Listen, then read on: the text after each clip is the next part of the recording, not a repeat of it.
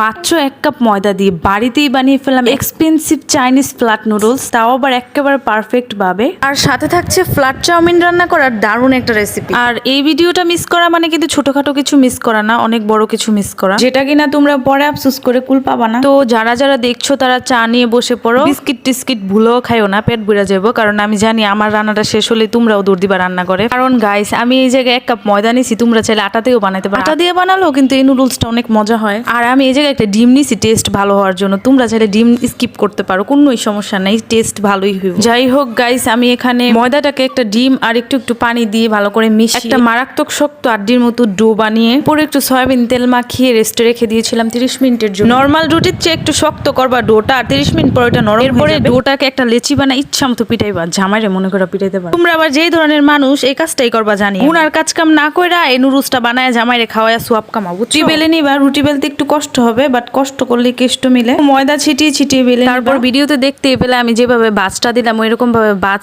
দিয়ে তারপরে ফ্ল্যাট নুডলসের শেপে চাকু দিয়ে কেটে নেবে। কেউ আবার মনের ভুলো মনে আনবা না, এই জায়গায় বটির ব্যবহার করার কথা, চাকু দিয়েই কাটবা বলে দিলাম। কেউ চিকন নুডলস বানাইতে চাইলে বানায় নিতে পারো, বাট ফ্ল্যাট নুডলসটা বানায় কারোর সামনে দিলে একটু দামি দামি মনে হয়, বুঝছো। আর এই জায়গায় রুটিটা যত বড় করবা নুডলস গুলা কিন্তু তত লম্বা হবে। যাই হোক, এরপরে ফুটন্ত গরম পানির ভিতরে একটু তেল দিয়ে নুডলসটা দিয়ে দিলাম। 4-5 মিনিটের মতো লাগছে সিদ্ধ হইতে। সিদ্ধ করার পরে কিন্তু পানি ঝরিয়ে নিয়ে এটা কড়া রোদের মধ্যে শুকিয়ে সংরক্ষণ করে রেখে দিতে পারবা। একদম সহজভাবে নুডলস বানিয়ে এইভাবে বাচ্চাদেরকে হোমমেড নুডলস খাওয়াতে পারো তোমরা চাইলেই মারা। যাই হোক, আমি সংরক্ষণ করব না, আমি হচ্ছে চাউমিন বানিয়ে ফেলবো। আমি এখানে মাংস শাকসবজি সব কেটে নিছি, মানে শাকটা না, শুধু সবজি কেটে নিছি। এরপরে মুরগির মাংসের ভিতরে একটু ম্যাগি মশলা, হলুদ, মরিচ, আদা, রসুন, লেবুর রস দিয়ে মাখিয়ে রেখে দেবো।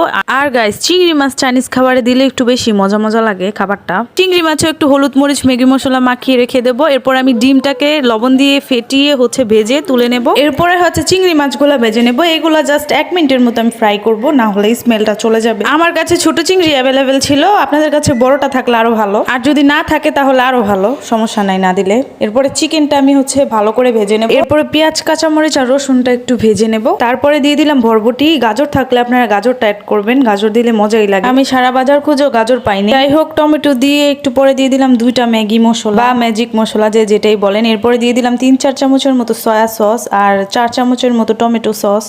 চিনি দিয়েছি 1 চামচের মতো। এরপরে চিকেনটা দিয়ে দিলাম। একটু আগে চিকেনটা দিয়ে দিবেন, তাহলে চিকেনের ভিতরে ভালো করে মশলাপাতিটা যাবে। আর সবকিছু ভালোভাবে সিদ্ধ হয়ে যাওয়ার পরে আমি নুডলসটা দিয়ে দিলাম। আর নুডলসের সাথে আমি হচ্ছে লাল ক্যাপসিকাম আর সবুজ ক্যাপসিকাম অ্যাড করেছি। এবার সবার শেষে চিংড়ি মাছগুলো দিয়ে দিলাম, তাহলে চিংড়ি মাছের স্মেলটা খুব ভালো পাওয়া যাবে খাওয়ার সময়। প্রায় 5 মিনিট রান্না করার পরে তৈরি হয়ে গেল আমার চাইনিজ ফ্ল্যাট চাউমিন। হাধে আর লুকসে নামি দামি রেস্টুরেন্টকে টেক্কা দেওয়ার মতো